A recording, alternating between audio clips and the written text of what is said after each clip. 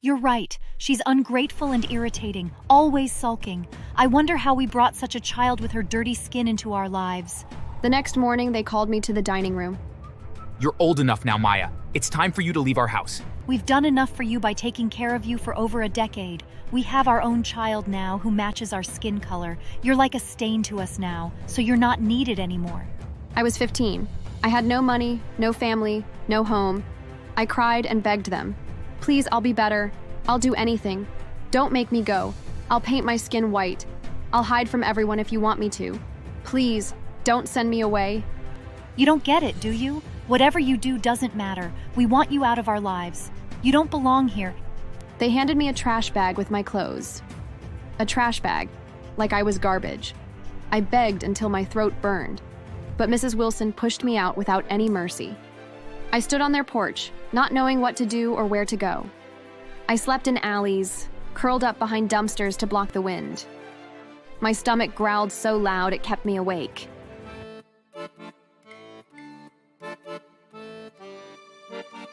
I was 4 when the Wilsons took me in. I was a little black girl with tight braids and a heart full of trust. They were white, wealthy, and childless. Mrs. Wilson knelt down and called me her daughter on the day they adopted me. They said I was their gift, their chance to be a real family, and I believed them.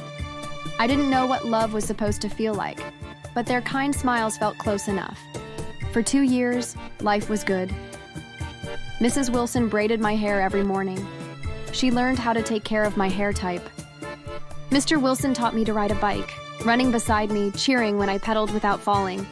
They took me to church, dressed me in beautiful dresses, and showed me off to their friends. "Our Maya," they'd say with pride, and I'd beam, feeling like I belonged. I was their daughter. Then everything changed. I was 6 when Mrs. Wilson's belly started to swell. She glowed, and her hands were always resting on her stomach, whispering to the baby inside. They called the baby a miracle. When Emily was born, she was so beautiful with her perfect blue eyes. She looked so much like her parents. At first, nothing changed.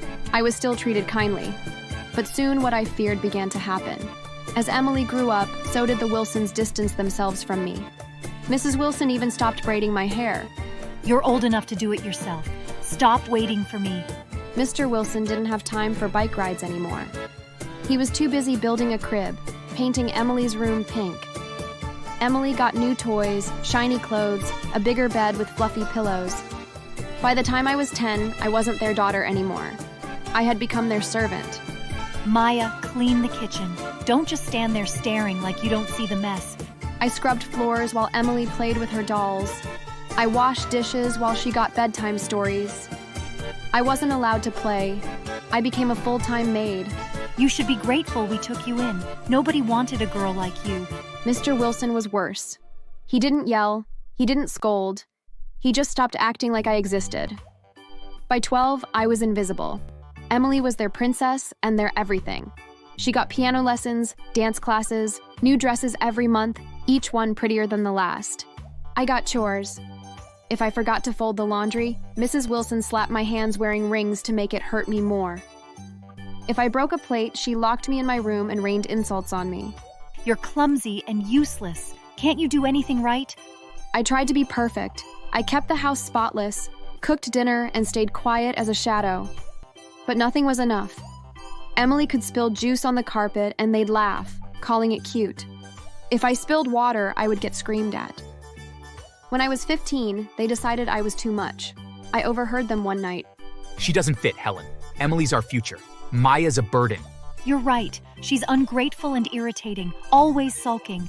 I wonder how we brought such a child with her dirty skin into our lives. The next morning, they called me to the dining room. You're old enough now, Maya. It's time for you to leave our house. We've done enough for you by taking care of you for over a decade. We have our own child now who matches our skin color. You're like a stain to us now, so you're not needed anymore. I was 15. I had no money, no family, no home. I cried and begged them. Please, I'll be better. I'll do anything. Don't make me go. I'll paint my skin white. I'll hide from everyone if you want me to. Please, don't send me away. You don't get it, do you? Whatever you do doesn't matter. We want you out of our lives. You don't belong here. They handed me a trash bag with my clothes. A trash bag, like I was garbage. I begged until my throat burned, but Mrs. Wilson pushed me out without any mercy. I stood on their porch, not knowing what to do or where to go. I slept in alleys, curled up behind dumpsters to block the wind. My stomach growled so loud it kept me awake. I stole bread from a bakery once because I couldn't bear the hunger anymore. I hated myself for it, but I was starving.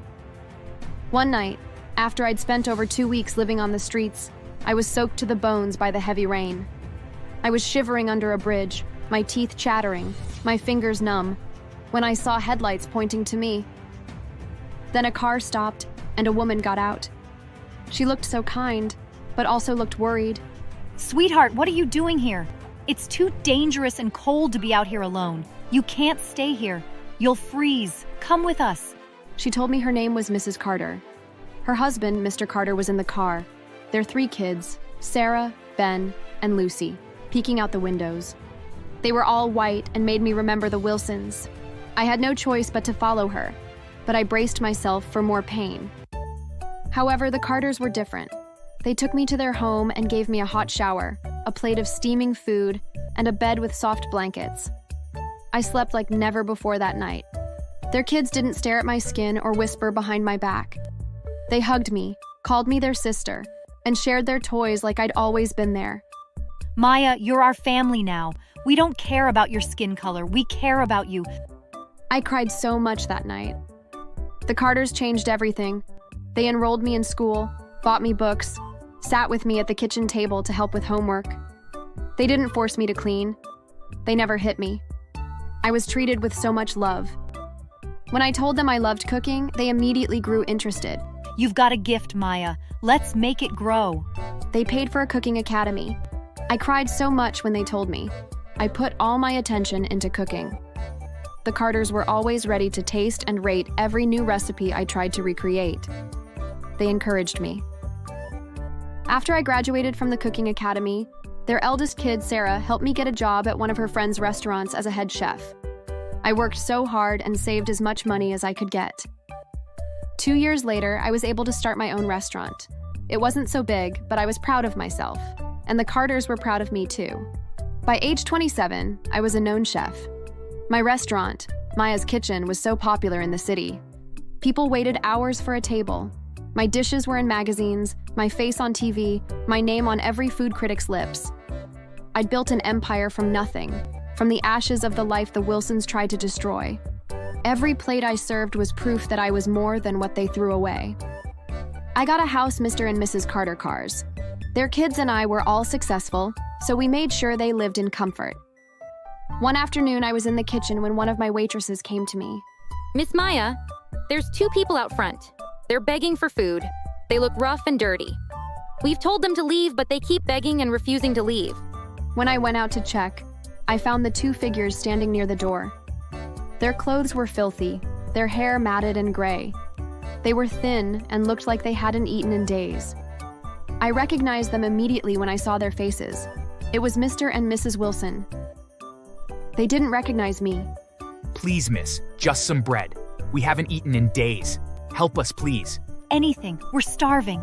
We will appreciate anything. Please, miss. I felt so angry as I remembered how they kicked me out and how I was mistreated. You don't know who I am, do you? They squinted their eyes and looked at me properly. Mrs. Wilson recognized me first. Her mouth fell open, her hand flying to her chest. Mr. Wilson's face went pale, like he'd seen a ghost. Maya, is that you? How did you... How did I survive? After you threw me out? After you left me to die? Look at me now. Look at this place. I built this. Me. The girl you said was nothing. What about Emily? Your perfect daughter. Where's she now? Why are you both begging for food instead of being taken care of by your precious daughter? Well, unfortunately, Emily's a mess. She got out of hand and started living a wayward life. I guess we spoiled her too much to be able to discipline her before she got out of hand. She has 3 kids, each from a different father. She drinks every day, Maya, all the time. She's irresponsible, reckless. She ruined us. As we speak, she's serving 2 years in prison for drinking and driving and hitting a child. Because of the court cases, we had to sell our house to cover the legal fees, but she lost and is now serving time. Now, we're left looking for jobs just to support ourselves and take care of her kids, and one of them is autistic and uses a wheelchair. We lost our house, our savings, everything, because of her. She's a failure, a total failure. I laughed at them. The irony was too perfect. Their golden child, their real daughter, had dragged them into the dirt, left them begging in the streets. And me, the black girl they hated, the one they called useless, I was standing tall, my name on every tongue in the city, my restaurant a beacon of success. You deserve this, every single bit of it. You treated me like I was less than nothing. You chose her over me, and look where it got you, begging in my restaurant. My restaurant. Mrs. Wilson sobbed, her hands clutching her tattered coat. Maya, we're sorry. We didn't know. Sorry? You're sorry now because you're hungry? Because your precious Emily destroyed you? You weren't sorry when you kicked me out of your lives. You weren't sorry when I was starving, sleeping in alleys, fighting to survive. I could have been killed on the streets, but you didn't care. Get out. Mrs. Wilson reached for me with her trembling fingers. Please, Maya, just some food. We know we offended you greatly, but we're sorry. Please, Maya, we're begging you. No, you don't get to beg me. You don't get to stand in my world and ask for anything. Get out of my restaurant, and don't ever come back. If you do, I'll call the police. They stood there frozen, like they couldn't believe the girl they'd thrown away was now the one with power. Are both your ears not functioning anymore? I said, leave. Now. They turned away with their heads bowed in shame and walked away. Mr. Wilson stumbled and almost fell. They both looked so weak as they left, but I felt zero pity for them. They'd tried to break me, to erase me, but I'd won. I'd built a life they could never touch, a legacy they could never claim or benefit from. Emily was their punishment, their failure staring them in the face every day. And me? I was their regret and their shame. They'd spend the rest of their miserable lives wishing they never threw me out that night. After a few weeks, I hired someone to propose a fake job offer to Mr. Wilson and his family, an offer to move to a new state. The job came with a car, a house, and a high salary. It was too good to be true. But they stupidly believed it and used their remaining savings to book a one-way ticket to that town. Now, they're stuck there. To add salt to the injury, I anonymously shared their phone numbers online, listing Mr. Wilson as a plumber and Mrs. Wilson as an escort. I can only imagine the amount of calls they're getting now. Thanks for watching. Please subscribe.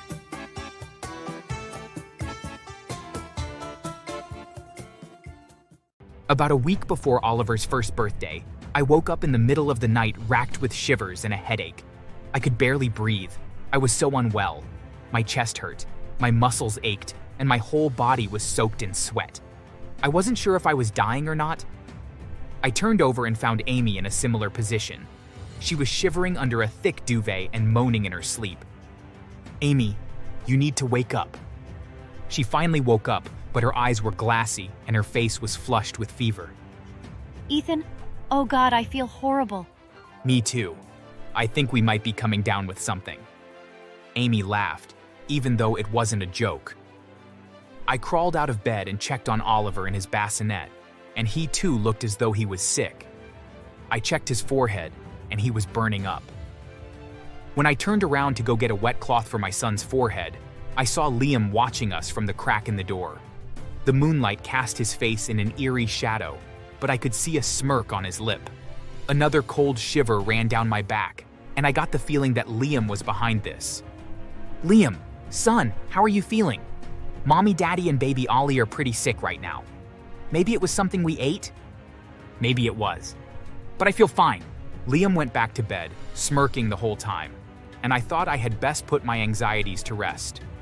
I decided the only way I could convince myself that my son wasn't poisoning us all.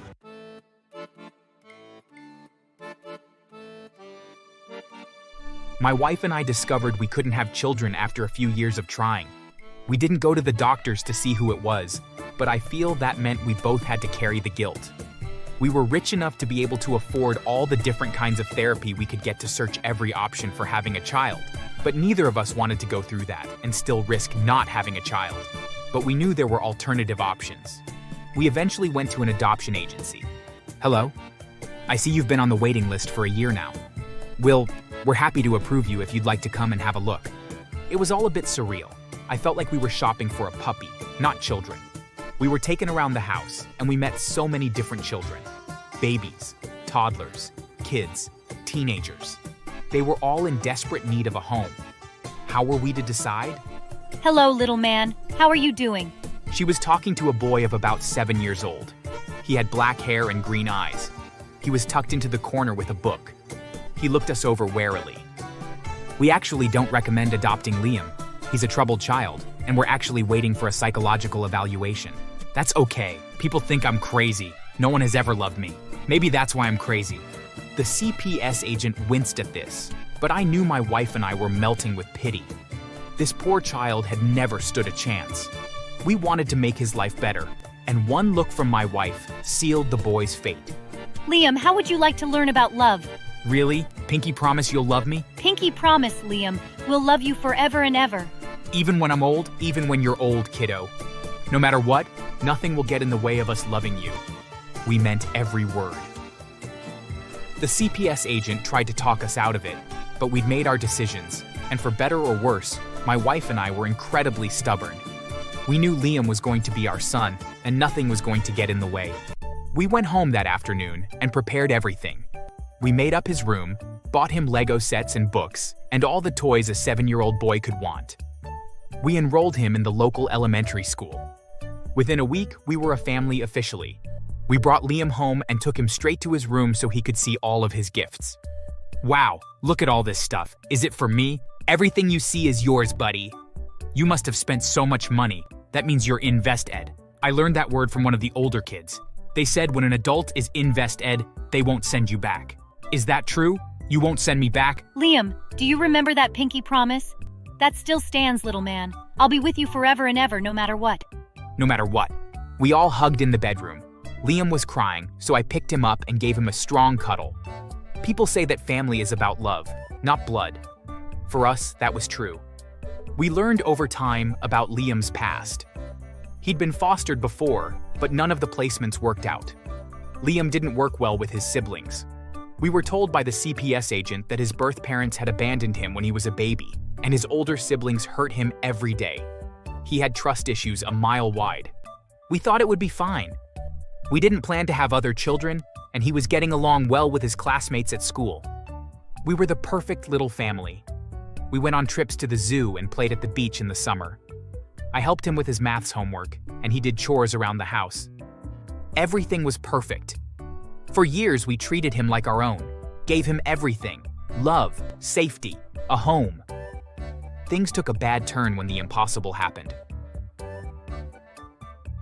Ethan, I'm still not feeling well. And look, no matter how much I exercise, I'm getting fat.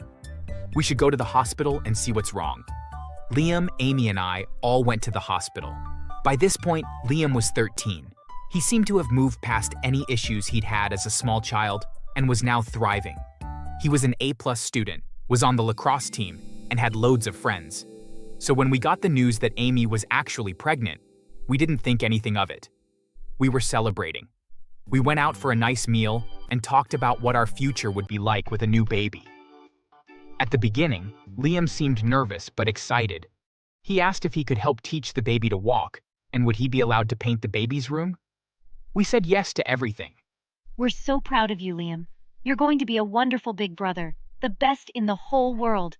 And for a while, it seemed like that would be true. But then, our son, Oliver, was born. And that's when everything changed. Liam became jealous. At first, it was small things: broken toys, tantrums. Liam, we do not throw things, you know that. What on earth has gotten into you? You like the baby more than me. Don't be silly, sweetie. We love you both equally. You're both our children. That will never change. Liar.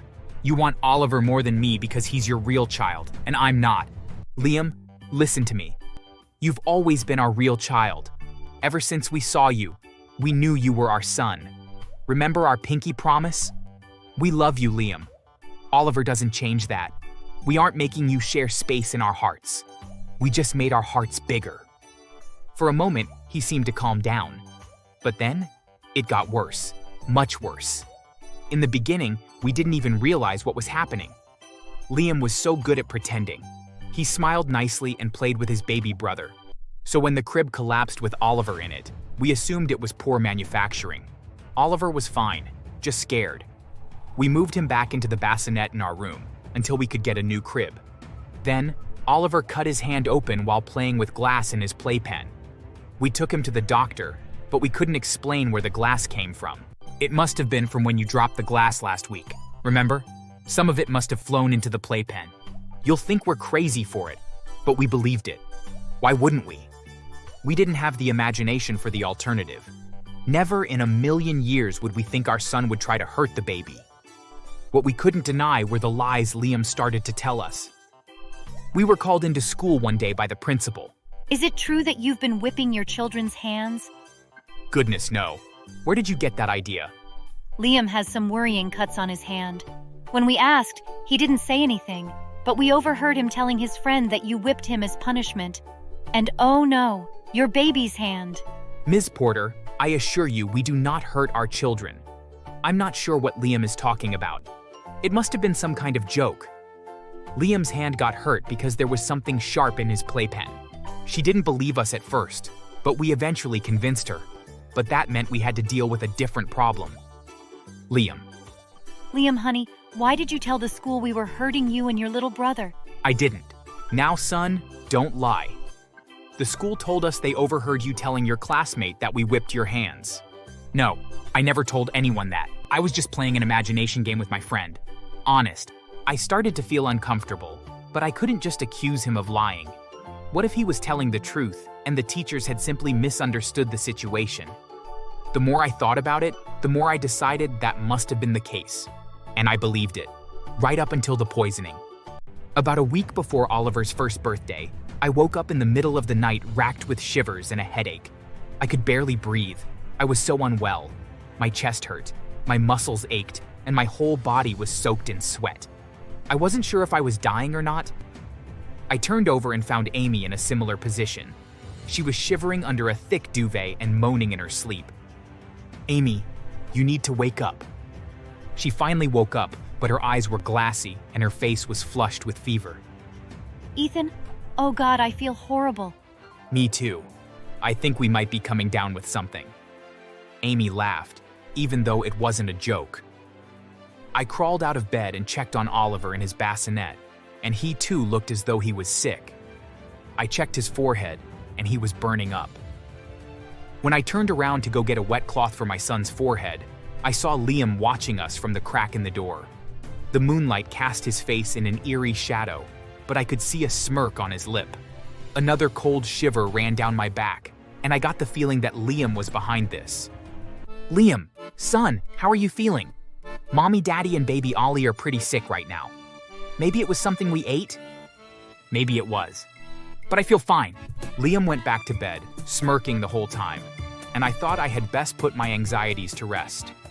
I decided the only way I could convince myself that my son wasn't poisoning us all was if I set up hidden cameras. At first, I didn't think anything would come of it. Amy, Oliver, and I were still so unwell that we couldn't do much, but I made sure we had sandwiches, and Oliver had some pureed food and bottles to keep him going. After the next full day had passed, I reviewed the camera footage and was horrified by what I found. There was Liam, pouring some powder into the jar of jelly, the baby formula, and the milk carton. When he turned around and his full face was on camera, I leapt back. He looked truly evil. Amy and I stopped eating the food, and we bought Oliver's secret baby formula. The whole while, we had to think about what it would mean if we handed Liam over to the police. It was while we were deliberating this that Liam pushed our hand, and we were forced to take drastic action. One morning, we woke up to discover that Oliver was gone. We searched the whole house and discovered Liam was missing too. We called the cops, showed them the footage, and explained that we were worried about Liam's intentions. The police returned with Liam and Oliver not long after. A concerned citizen called us in when they spotted Liam near the edge of the ravine. It looked like he planned to drop the baby over the side. What do you want us to do? Take him away. It was gut-wrenching. The cops dragged Liam out of the house while he screamed about our promise and the way he knew we didn't love him. I tried to promise him that we did, but he wouldn't listen. We loved him with all of our hearts, but he needed to learn a lesson. The police put him through an army boot camp. He railed against the instructors in the beginning, but soon fell into place. When he got out, he told us he hated us and never wanted to see us again. Oliver was 3 by this time, and we still didn't trust Liam around him. He was 17, but we hired a babysitter and got Liam a job that would hopefully knock some sense into him. He started working at the trash factory, separating recyclables. Every day, he would come home smelling like garbage, and the babysitter would make him take a bath before sitting in the other room while she fed Oliver. We also told him that he was removed from our inheritance unless he changed. To reinforce discipline, we took the door off his room and restricted his access to TV and phones until we saw real improvement. Additionally, we enrolled him in therapy to help address his behavior. He was still part of the family, but his actions separated him, and because he could no longer be trusted, we had to have the babysitter there for him as long as he was in the house. I hate working at the trash factory. I don't need a babysitter. You need a job, Ethan, and yes, you do need a babysitter. She's here to keep you out of trouble since you've proven that you can't do that yourself. Now sit down and do as she says. By the time Liam turned 18, all the dangerous jealousy was gone. In its place was a calm and hard-working young man who had become a good older brother to his younger sibling. Liam often tells us he plans to join the police force, and we are happy for him, hoping he never returns to his old ways. Thanks for watching. Don't forget to subscribe.